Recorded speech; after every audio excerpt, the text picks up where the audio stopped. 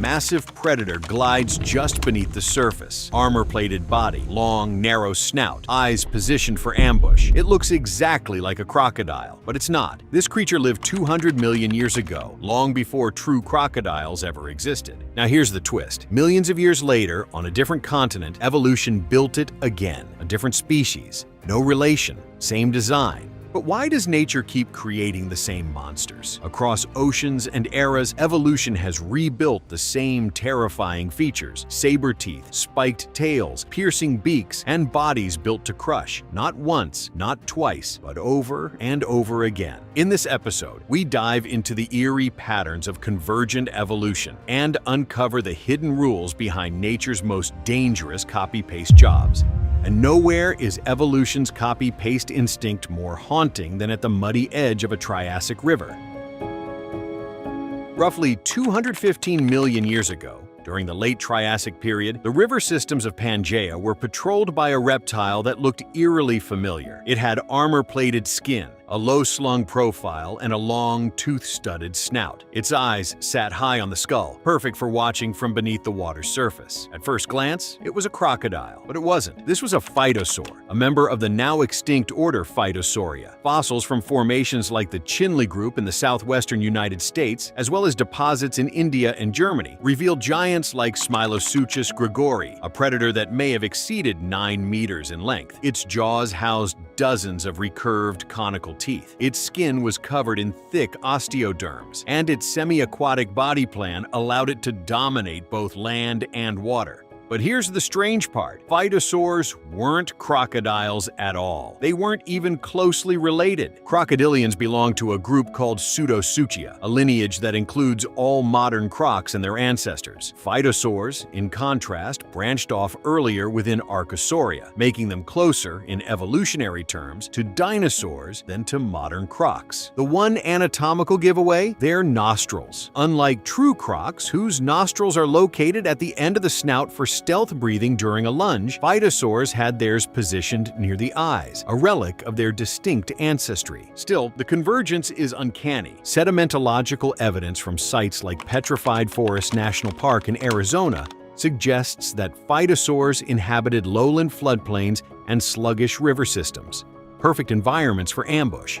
Fossilized trackways and preserved bone beds indicate that species like Ruteodon carolinensis may have coexisted with early dinosaurs and mammaliforms, preying on anything that came to drink. Then, roughly 60 million years later, after the end Triassic extinction wiped phytosaurs out, nature tried again. Enter the crocodilians. Appearing in the late Cretaceous and diversifying during the Paleogene, true crocodiles evolved independently, but landed on almost the exact same body plan. Same armor, same aquatic adaptations, same ambush strategy. Even their prey was the same: fish, turtles, early mammals, and whatever else approached the shallows. This wasn't mimicry. It wasn't memory. It was evolution solving the same problem twice. Because in rivers, then and now, stealth, armor, and patience are a killer combination. And when the physics of survival don't change, neither does the design. But rivers weren't the only place where evolution repeated itself. Because as Earth's continents drifted and ancient oceans deepened, predators adapted once more, this time not for stealth in the shallows, but for speed in the open sea. And again, the same design emerged. Meet the ichthyosaurs, marine reptiles that appeared in the early Triassic over 250 million years ago and went on to dominate Earth's oceans for more than 150 million years. Their bodies were a masterpiece of hydrodynamic engineering. Long, torpedo-shaped torsos, rigid tails with vertical flukes, and extended snouts filled with interlocking conical teeth. They looked exactly like dolphins, but they weren't mammals, and they weren't even close. Ichthyosaurs belonged to a completely different evolutionary branch. Reptiles that had returned to the sea after the Permian extinction.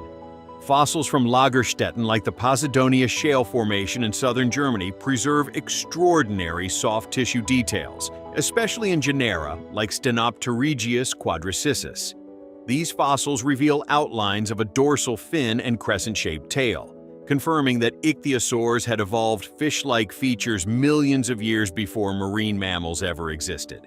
But the resemblance goes deeper. Chemical analysis of soft tissue samples conducted in 2018 revealed traces of blubber-like tissue, a thick, lipid-rich layer thought to provide thermal insulation. This discovery, paired with the presence of large eyes supported by bony sclerotic rings, suggests that ichthyosaurs were capable of deep diving and may have been endothermic, a trait previously thought limited to birds and mammals. Species like Ophthalmosaurus eisenicus from the Oxford Clay Formation in England approximately 165 million years ago had eyes nearly 23 centimeters in diameter, the largest of any known vertebrate, designed for seeing in the dim light of deep water. And yet, despite their reptilian ancestry, ichthyosaurs hunted much like dolphins, fast, agile, and efficient. Their prey included fish, squid, and ammonites. Their jaws snapped shut with precision, and their streamlined forms cut through Jurassic seas like missiles. Then, long after the ichthyosaurs vanished in the late Cretaceous, nature built them again, this time using mammals. Early whales like Dorudon atrox and Basilosaurus isis, known from the Eocene-aged Wadi al-Hitan Formation in Egypt approximately 40 million years ago, evolved nearly the same features: elongated snouts, streamlined bodies, fluked tails, and blubber for insulation. Even toothed whales like dolphins evolved echolocation, reinforcing the same convergence of form and function. Different classes, different continents, different starting points, but the same outcome, because the physics of ocean survival are unforgiving. To thrive in cold, open water, predators need lift, thrust, insulation, and control. And whether you're cold-blooded or warm, scaled or furred, those pressures shape you the same way, over and over again. But sometimes evolution doesn't just copy a body, it copies a weapon. Over the last 250 million years, one feature has reappeared so often in so many unrelated predators that it's become one of evolution's most haunting signatures. The saber tooth. The most famous of these was Smilodon fatalis, the so-called saber-toothed cat of the late Pleistocene. Fossils recovered from the La Brea tar pits in Los Angeles, dated to between 10,000 and 40,000 years ago, show a predator unlike anything alive today: short, muscular, and armed with upper canines that extended up to 28 centimeters in length. But Smilodon was not alone, and it wasn't even the first. Roughly 5 million years earlier, in what is now South America, a different predator evolved the same deadly feature: Thylacosmilus atrox. Despite its appearance, it was not a cat. It belonged to a completely different lineage, Sparassodonta, an extinct order of carnivorous metatherians, more closely related to modern marsupials than to any placental mammal. Fossils from the Ituzaingó Formation in Argentina reveal an even stranger anatomy. Thylacosmilus had long, open-rooted canines that continued growing throughout its life, and bony flanges on its lower jaw that may have protected the teeth when the mouth was closed. Its skull lacked the reinforced bite of Smilodon, but its powerful neck and forelimbs suggest a different kill strategy: slash and hold, not crush. Go back even further, and the sabers return again. In the Eocene, over 35 million years ago, the nimravids appeared, sometimes called false saber-tooths. Though often mistaken for felines, nimravids like Hoplophonus primivus belonged to their own branch within the carnivora order. Fossils from Wyoming and Nebraska show they too evolved enlarged canines, robust forelimbs, and short skulls adapted for stabbing downward into soft tissue. And still, the pattern goes deeper. In the late Permian, nearly 260 million years ago, the saber emerged in an entirely different group, the Gorgonopsids.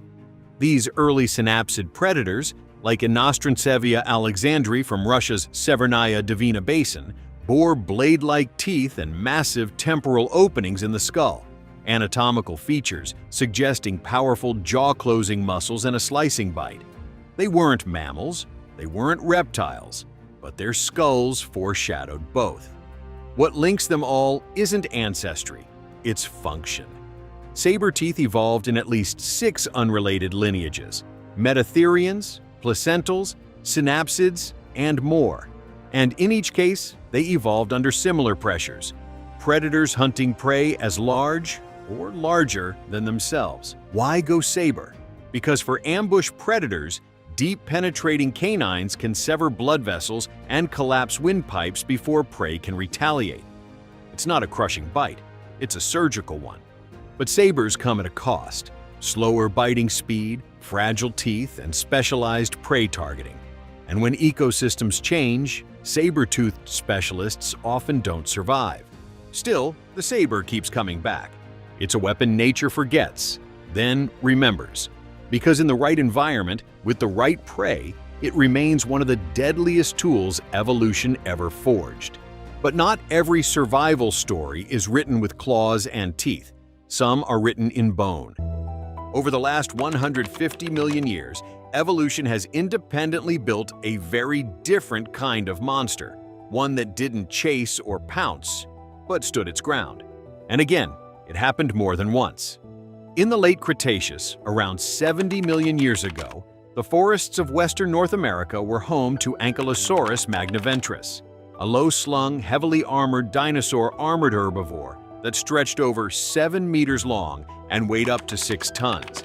Its back was covered in osteoderms, fused bony plates embedded in the skin, and its skull was reinforced to resist impact. But its most iconic feature was its tail, a thick, muscular shaft ending in a massive, bony club capable of fracturing the bones of even the largest predators. Fossils from the Hell Creek Formation in Montana and Alberta show just how complete the transformation was. Ankylosaurus was not fast, but it didn't need to be.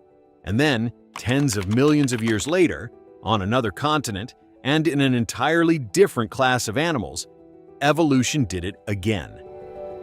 In Pleistocene South America, roughly 15,000 years ago, roamed Doedicurus clavicaudatus, a member of the extinct mammalian family Glyptodontidae. It looked like a Cretaceous holdout, a massive domed back made of interlocking bone, a squat armored skull, and a stiffened tail ending in a blunt spiked club. Fully grown individuals exceeded 4 meters in length and weighed up to 1.5 tons, roughly the size of a Volkswagen Beetle. Fossils from the Luján Formation in Argentina reveal signs of combat: fused vertebrae in the tail, stress fractures consistent with lateral swings, and even possible bone lesions from club-on-club impacts, suggesting that Doedicurus may have used its tail not only to defend against predators, but in intraspecific fights for dominance. Two unrelated animals, separated by 55 million years and the mass extinction of the dinosaurs, but built with the same priorities: deflect, absorb, retaliate. And it didn't stop there. In the Jurassic, stegosaurs like Stegosaurus stenops evolved the thagomizer, a quartet of long tail spikes capable of impaling attackers. In the Triassic, early etosaurs developed armored bodies with backplates that rivaled those of ankylosaurs. Even modern armadillos, though smaller, still carry the echo of this strategy: flexible shells made of bony scutes. What links them isn't lineage, it's environmental pressure. When escape becomes impossible and predators grow too large to outrun, evolution turns defense into architecture: heavy armor, reinforced joints, bone-laden tails, living tanks. They didn't evolve to dominate, they evolved to survive. And across deep time, that was enough. But not every survival strategy was built from armor and bone. Some monsters evolved a different kind of defense, one buried deep inside their bodies. Because in the coldest environments Earth has ever known, where armor wasn't enough and speed meant nothing, evolution rewrote the rules. In the early Jurassic, over 180 million years ago, marine reptiles known as ichthyosaurs ruled the oceans. One of the best preserved genera, Stenopterygius quadricissus, found in the Posidonia shale of Holzmatt in Germany, provides something rare in the fossil record: soft tissue outlines, pigment traces, and even hints of internal fat layers. In 2018, paleobiologists analyzed chemical signatures from these fossils and identified molecular evidence for a blubber-like layer beneath the skin, similar in structure and function to that found in modern whales. Combined with their torpedo-shaped bodies, large eyes with sclerotic rings, and flippered limbs, ichthyosaurs may have been not only fully aquatic, but at least partially warm-blooded, a reptile that rewired itself to keep warm in cold water. Millions of years later, a different lineage entered the sea. Early cetaceans, like Basilosaurus isis and Dorodon atrox, evolved from land-dwelling artiodactyls during the Eocene, around 40 million years ago. Fossils from Egypt's Wadi al-Hitan reveal elongated vertebrae, specialized flippers, and thick layers of insulating blubber, key adaptations for marine life in colder, open waters. Their evolution wasn't parallel to ichthyosaurs. It was convergent. Two unrelated lineages, one reptilian, one mammalian, arriving at the same biological solution: retain heat, optimize oxygen, and dominate the ocean. But it wasn't only swimmers who faced the cold. On land, the feathered dinosaurs of the early Cretaceous were taking a different approach. Yutyrannus huali, discovered in the Yixian Formation of Liaoning Province, China, lived around 125 million years ago and measured up to 9 meters long. Yet its fossilized remains preserve traces of filamentous feathers. These proto-feathers weren't built for flight. They were likely used for insulation, keeping this massive predator warm in temperate, possibly seasonally cold forests. Even some modern reptiles hint at partial warm-bloodedness. Studies on large leatherback sea turtles, Dermachelys coriacea, show that they maintain elevated body temperatures using muscle-generated heat and countercurrent heat exchangers in their flippers, a physiological workaround that mimics the effect of true endothermy. Different taxa, different eras, but the same problem: how to survive in cold, energy-draining environments. And so evolution turned inward, constructing heat retention systems again and again. Feathers, fur, fat, and circulatory tricks became evolution's invisible armor, crucial defenses that left no spikes, no claws, no scars, only heat. Because when the cold pushes life to the edge, only the warm-blooded survive. But cold wasn't the only force shaping evolution's deadliest designs. In the silent stillness of an ambush, vision was everything. Over hundreds of millions of years, evolution has re-engineered the predator's gaze, again and again, shifting the eyes from the sides of the skull to the front. Because when a kill depends on timing and depth, binocular vision becomes the ultimate weapon. The earliest animals with forward-facing eyes may date as far back as the late Carboniferous, over 300 million years ago, in early predatory amphibians like Proterogyrenus shelai, found in Scotland's East Kirkton limestone. Its skull fossils show eyes set slightly forward, an early hint of overlapping visual fields, likely used to strike at swift-moving prey in swamps and streams. Much later, in the Cretaceous seas, ichthyosaurs like Ophthalmosaurus eisenicus developed eyes the size of dinner plates, up to 23 centimeters in diameter, with bony sclerotic rings that allowed for both structural support and extreme focus in low-light environments. Not only did they see in darkness, they locked on. On land, evolution sharpened this blueprint even further. In the Pleistocene, Smilodon fatalis, the saber-toothed cat, had forward-set orbits, giving it a narrower but deeper visual field. Modern big cats, owls, and raptors evolved similar eye placement, not for panoramic awareness, but for laser-focused precision. But perhaps the most chilling parallel comes from a much older predator. During the late Permian, over 260 million years ago, the synapsid Gorgonops torvis roamed what is now South Africa. Its skull, preserved in the Beaufort group of the Karoo Basin, shows signs of partial binocular overlap and muscle attachments near the orbit that suggest focused control of eye movement. Now compare that to modern-day crocodilians.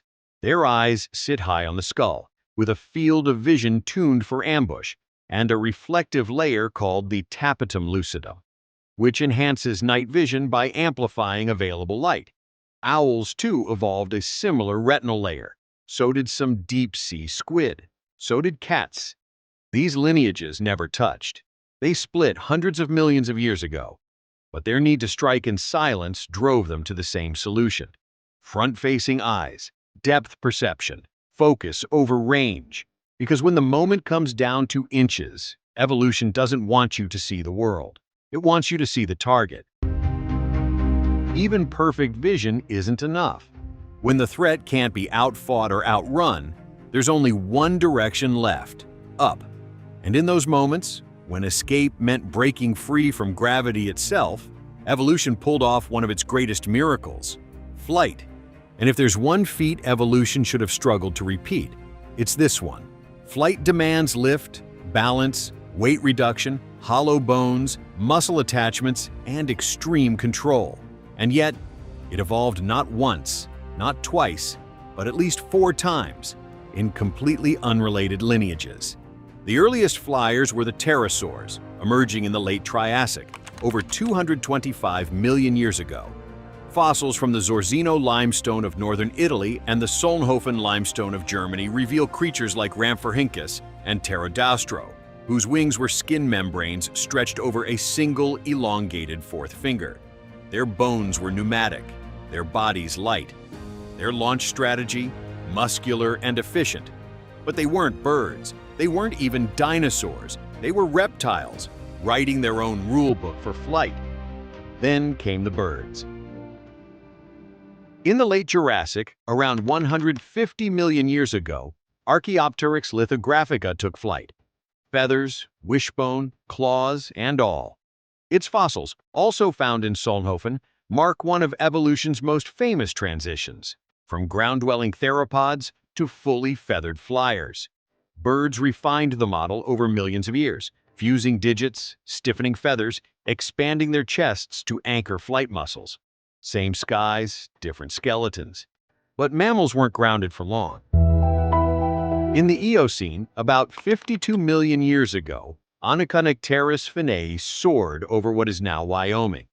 Found in the Green River Formation, this early bat had claws on all 5 digits and primitive membranes between elongated fingers, suggesting it may have been as much a climber as a flyer. Unlike birds or pterosaurs, bat wings weren't built from feathers or one stretched digit. They were entire hands turned into sails, and they worked. But the story begins even earlier. In the late Permian, over 260 million years ago, a small glider named Coelurosaurus elevensis leapt from tree to tree in what's now Madagascar. It didn't fly, but it came close, extending bony rods from its ribs to support skin membranes like an organic parachute. It was a synapsid, not a reptile, not a mammal, but it still reached for the canopy. And evolution kept gliding. Modern colugos in Southeast Asia developed patagia, broad flaps of skin for tree-to-tree glides. Flying squirrels evolved similar membranes in the northern hemisphere. Draco lizards, still alive today, unfurl their rib-supported wings in the forests of Borneo. Even extinct rodents like the anomalures took to the trees. Different continents, different body plans, different timelines, but all converging on the same aerial escape. Because flight wasn't just a novelty, it was a solution to predators, to distance, to competition. And so evolution built it 4 times, with whatever it had on hand: fingers, feathers, flaps, or ribs. The materials changed, the physics didn't. And when the Earth grew dangerous, some creatures rose above it. But for those who couldn't fly and wouldn't flee, evolution found another way to fight back. It turned the back end of the body into a weapon. Across time and taxonomy, one design keeps showing up: hard, heavy, and swinging like a wrecking ball: the tail. The most iconic example is Ankylosaurus magniventris, which roamed late Cretaceous North America around 68 to 66 million years ago. Its tail ended in a solid bony club, supported by stiffened vertebrae and massive muscle attachments at the hips. When paleontologists examined fossils from the Hell Creek Formation, they found healed rib fractures in Tyrannosaurus rex specimens, evidence that ankylosaurs may have struck with enough force to break bones. But Ankylosaurus was just one iteration. Roughly 40 million years later, and halfway across the world, evolution built another tail club, this time in a mammal. Dodocaurus clavicaudatus, a 1.5-ton glyptodont from Pleistocene South America, carried a blunt, armored tail cap the size of a wrecking ball. Fossils from Argentina's Luján Formation reveal fused vertebrae, massive bony rings, and even wear patterns that suggest these tails were used in combat, possibly even between individuals of the same species. Different lineage, different continent, same weapon, and it didn't stop there. Go back to the late Jurassic, and you'll find Stegosaurus stenops, a slow-moving herbivore armed with a quartet of sharpened spikes at the end of a flexible tail. This structure, informally known as the thagomizer, has long been debated. Was it for defense or display? Recent computer modeling and puncture wound evidence on Allosaurus fossils suggest it could deliver lethal blows, especially if swung with precision. Even earlier, in the Middle Jurassic of China, the sauropod Shunosaurus eerily evolved a surprisingly similar solution: a mace-like tail club, possibly used to fend off predators or rivals. Found in the Xiaoxiamiao Formation, its fossilized tail vertebrae show adaptations for lateral movement, remarkable for a long-necked herbivore nearly 10 meters long. 4 species, 4 time periods: dinosaur, mammal, sauropod, and armored tank, each with the same brutal idea: turn the tail into a hammer. But why does this structure keep reappearing? Because when you can't outrun your enemy, and your teeth are built for plants, not flesh, the tail becomes the perfect countermeasure. It doesn't require a full turn to strike. It doesn't expose the head. And when built right, it breaks whatever it hits. In evolutionary terms, that's a good investment. But sometimes evolution didn't just fight back. It scaled up. Across hundreds of millions of years, nature has repeated one breathtaking idea: make the creature so big, nothing can touch it. From long-necked dinosaurs to colossal whales, from towering mammals to deep-sea leviathans, gigantism has evolved again and again across different continents, different ecosystems, and different evolutionary trees. Not once, not twice, but dozens of times. Start with the land giants. In the late Jurassic, around 150 million years ago, Patagotitan majorum towered over the forests of what is now Argentina. Fossils from the Cerro Barcino Formation suggest a creature over 37 meters long, weighing more than 70 tons, heavier than 10 African elephants combined. It was part of the Titanosauria, a clade that included some of the largest animals ever to walk the earth. But they weren't the only titans. Fast forward 80 million years, and another lineage reached record-breaking size, this time in the form of Indricotherium transuraliscum, also known as Paraceratherium. It lived during the Oligocene, about 30 million years ago, in what is now Central Asia.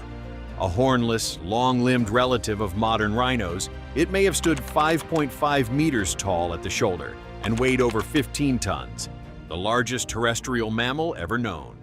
And yet, it had no armor, no claws, no horns. Its size alone was its defense. In the sea, the story gets even more dramatic.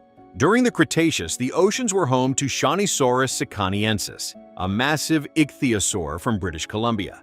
It lived around 215 million years ago and may have reached lengths of 21 meters, the size of a modern sperm whale. Its fossils, found in the Pardinet Formation, suggest a deep-diving squid-hunting predator that rivaled the bulk of today's ocean giants. And of course, no discussion of size is complete without the modern record holder, Balaenoptera musculus, the blue whale.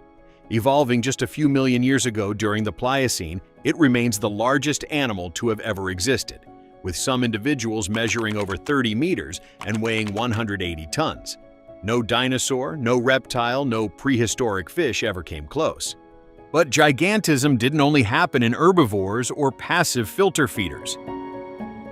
Deinosuchus ryograndensis, a crocodilian from the late Cretaceous of North America, reached lengths of 10 to 12 meters and weighed up to 8 tons. Its fossilized bite marks appear on hadrosaur bones, suggesting it may have ambushed dinosaurs from the shore. Its massive skull, found in Texas and Montana, shows tooth sockets as wide as soda cans. So why does evolution keep making giants? Because in certain environments, open plains, deep oceans, isolated islands, being huge offers protection, reach, stamina, and thermal stability. Big animals lose heat slower. They carry more muscle. They can digest tough food for longer. And in many ecosystems, once you reach a certain size, predators stop trying. But size comes at a cost: slow reproduction, massive calorie needs, and collapse if food runs low. So giants rarely last forever. Still, they keep returning. Different eras, different lineages, same towering result. Because when evolution wants to make something untouchable, it builds a giant. So what does it all mean? Across vast stretches of time and space, from Permian wetlands to Cretaceous seas, from Jurassic forests to icy Pleistocene plains, we've watched evolution perform the same astonishing act. Not once or twice, but over and over again. It gave us a crocodile that wasn't a crocodile, a whale that walked the land, a saber-toothed predator with no feline ancestry, creatures covered in natural armor, others fine-tuned for ambush, and giants that towered over their worlds, each forged by different bloodlines in different corners of Earth, and yet somehow sculpted into the same forms. These were not copies, they weren't imitators, and they weren't the product of shared inheritance. They were the result of convergent evolution, the principle that when life is faced with the same environmental pressure, the same physical constraints, and the same survival stakes, it often finds its way to the same solution, regardless of its starting point. Not because nature is conservative, but because biology operates within limits, defined by physics, shaped by chemistry, and dictated by the narrow rules of what works and what doesn't. There are only so many ways to glide through the air, only so many tail shapes that can deliver a bone-crushing blow, only so many eye placements that allow a predator to strike with lethal precision, only so many body plans that can endure cold, move with stealth, or hold their own against time. And when evolution stumbles across one of those solutions, when it builds something that works, it doesn't hesitate to build it again, even in species that have never crossed paths, and in lineages that diverged hundreds of millions of years before the trait ever emerged. It's not guided by legacy, it's guided by function. Drag shapes the swimmer, predators shape the prey, gravity shapes the giant, and the constraints of survival shape everything in between. In that narrow space between extinction and advantage, life doesn't experiment endlessly. It narrows in, it refines, it repeats. Sometimes that repetition is subtle. Other times it's so precise that the creatures it creates look as though they were carved from the same mold, though separated by oceans, epochs, and eons. They didn't share genes, they shared a problem. And when life faces the same problem under the same rules, time and again, it doesn't reinvent the weapon, it simply reaches for it again.